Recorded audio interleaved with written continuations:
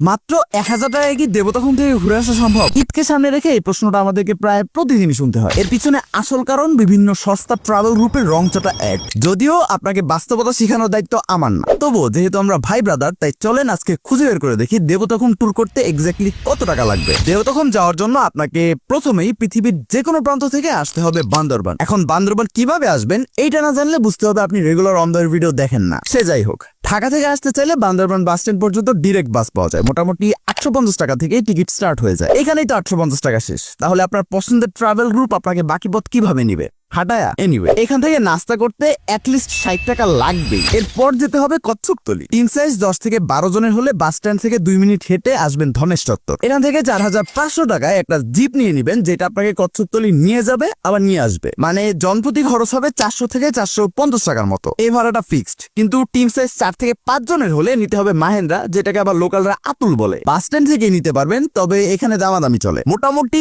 2000 থেকে 2500 টাকা এখানে মোর দেনে না, মানে জনপ্রতি 400 থেকে 500 টাকা। কচ্ছপতলি এসে আপনার 3টা কাজ। নাম্বার 1, একটা গাইড ঠিক করা যে আপনাদের থেকে 1000 টাকা নিবে, এটা ফিক্সড। একজন গাইডের আন্ডারে মোটামুটি 10 জন যাওয়া যায়, মানে 10 জনের টিম হলে জনপ্রতি 100 টাকা, আর 5 জনের টিম হলে জনপ্রতি 200 টাকা। স্ক্রিনে আমি উৎসাহের নাম্বার দিয়ে দিচ্ছি, ও একজন গাইড, তাই প্রয়োজন হলে ওকে বেড়া দিন। সেকেন্ড কাজ, টিমের সবার এনআইডি কার্ড অথবা বার্থ সার্টিফিকেট ফটোকপি করা, যেটা কচ্ছপতলিতে করা যায়। আর থার্ড কাজ, টিমের সবার জন্য দুপুরের খাবার অর্ডার করে যাওয়া, কারণ খাবার অর্ডার করলে একটা সেফ জায়গাতে নিজেদের ব্যাগ রেখে যেতে পারবেন। খাবারের প্যাকেজ এইদিকে 150 টাকা থেকে শুরু, তবে একটু শান্তিতে খেতে চাইলে 220 টাকা খরচ করতেই হবে, আর বাকি কাজ গাইড করে নিবে। এখন আপনার একমাত্র কাজ শুধু হাঁটা। মোটামুটি 40 মিনিট থেকে 1 ঘন্টা হাঁটতেই হবে, তাই আসার চিন্তা ভাবনা করলে এটা মাথায় রেখেই আসবেন। যদিও এই রাস্তাটা আপনাদের মতোই সহজ সরল সমতল, মানে যারা 999 টাকার প্যাকেজে ঘুরতে যান তাদের মতোই আর কি। তবে রাস্তা যতই সমতল হোক, পথে প্রচুর পাথর, এর উপর পানিতে হাঁটতে হবে, তাই ভালো ট্রেকিং শু অথবা আমাদের মতন ভালো গ্রিপ সহ স্যান্ডেল নিয়ে আসা ম্যান্ডেটরি। অনেকে দেখলাম স্নিকার হাতে নিয়ে হাঁটতেছে, একটু খোঁজ নিয়ে দেখলাম ওদেরকে নাকি পশকিট বলে।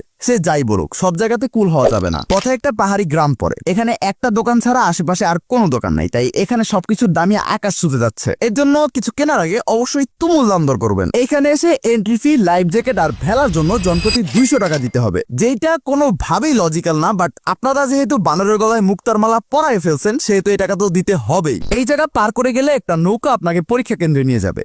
পরীক্ষার নাম ধৈর্যের পরীক্ষা। ভেলায় উঠে অ্যাস্থেটিক ছবি তুলতে চাইলে মিনিমাম 2 ঘন্টার ওয়েটিং, আর নৌকায় গেলে ওয়েটিং নাই বললেই চলে। বাট নৌকায় কেউই যায় না, কারণ নৌকা 10 মিনিটই পুরোটা ঘুরায় ফেলে। আর এই ভিড় এড়াতে চাইলে আপনাকে আসতে হবে খুব সকালে। এই ক্ষেত্রে আমাদের মতন আগের দিন বান্দরবান এসে একটা রিসোর্টে থেকে যেতে পারেন, এতে করে সকালে আপনি অনেক আর্লি পৌঁছে যাবেন। এই নাম্বারটাও স্ক্রিনে দেওয়া থাকবে, প্লাস আমাদের পেজে ফুল রিভিউ দেওয়া আছে। এইবার আসি খরচের হিসাবে। চট্টগ্রাম থেকে রিল্যাক্সে দেবতখন ঘুরে আসতে 1500 থেকে 1700 টাকা, আর ঢাকা থেকে মিনিমাম 2700 থেকে 3000 টাকা খরচ করতেই হবে। খরচ এর থেকে কমানো অবশ্যই সম্ভব, তবে ওই ক্ষেত্রে আপনাকে যে পরিমাণ হ্যাসেল ফেস করতে হবে, ওইটা আমার কাছে কোনো মতেই ওর্থ ইট মনে হয় না। তাই 999 টাকার প্যাকেজ দেখে লাফায় পড়েন না, হতে পারে আপনাকে হাঁটায় নিবে, না হলে না খাওয়ায় রাখবে। বাকি অন্ধকে ফলো করে দেন, কারণ গোপন কথা তো শুধু আমরাই বলি।